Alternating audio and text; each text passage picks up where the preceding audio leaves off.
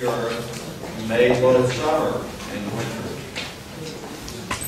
O God, make speed to save us. O Lord, make speed to us. Glory to the Father, and to the Son, and to the Holy Spirit, as it was in the beginning, is now, and will be forever. Amen.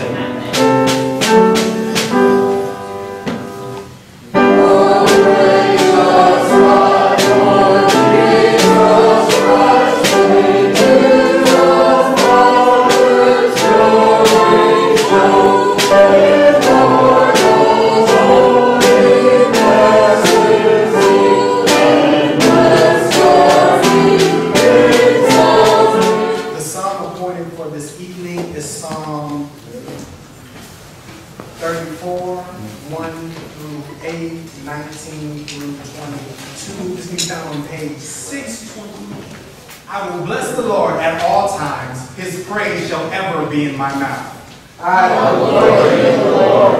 Let the humble hear and rejoice. Proclaim with me the greatness of the Lord. Let us exalt his name together. I sought the Lord, and he answered me, and delivered me out of all my terror. 42, verses 1 through 6, and 10 through 17.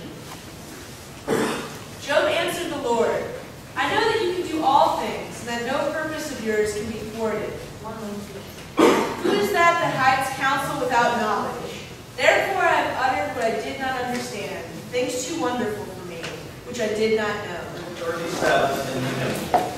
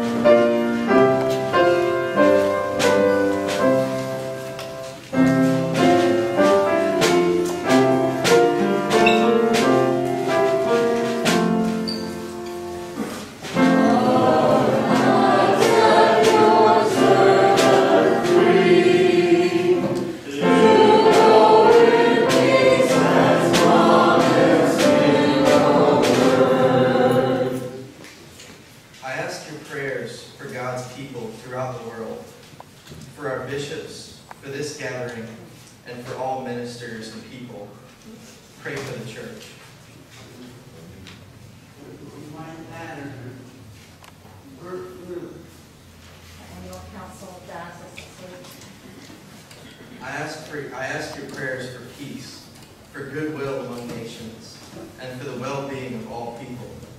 Pray And forever.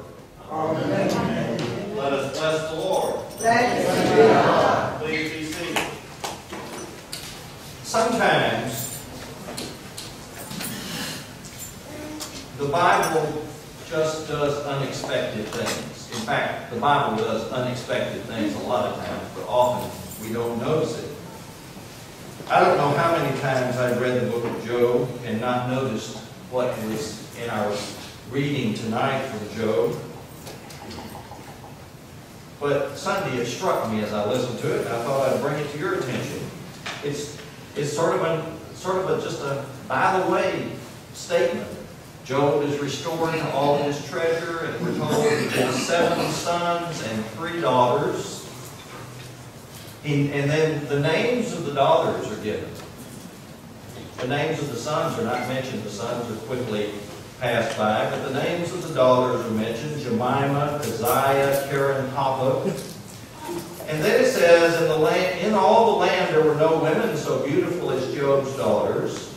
That's not an unusual statement in that day and time. But then it says, and their father gave them an inheritance along with their brothers.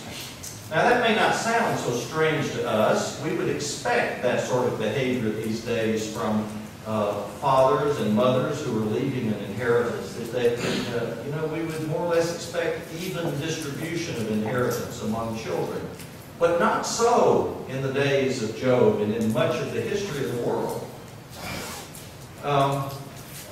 Usually, in those times, the firstborn son got the largest piece of the inheritance. The other sons may have gotten something.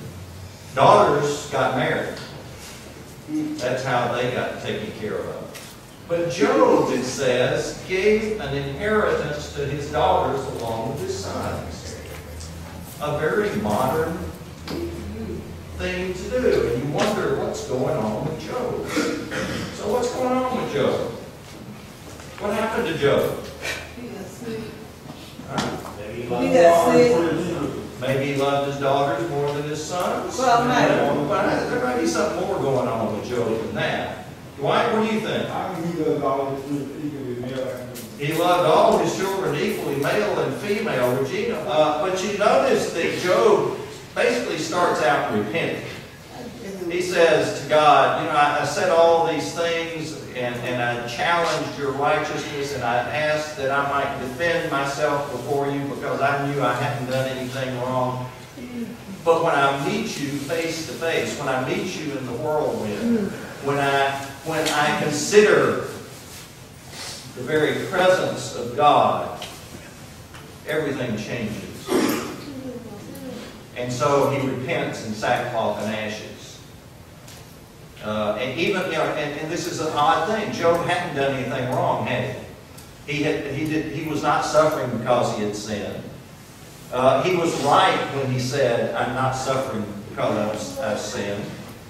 But he got pretty feisty, I guess, in his complaint against God. But Job says, I didn't know what I was talking about.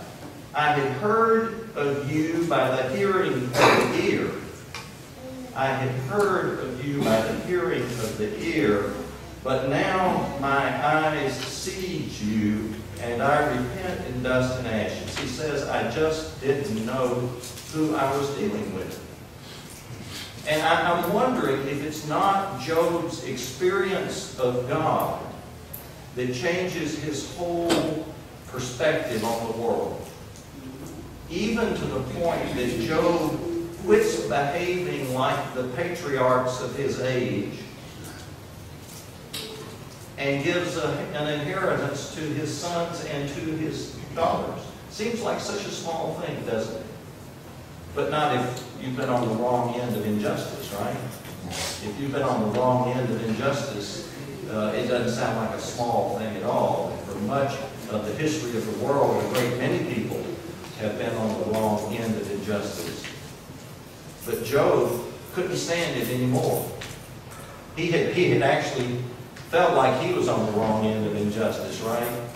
But now he meets God, and the experience of God changes the way he sees the world once we know God. Peace of Christ be always with you.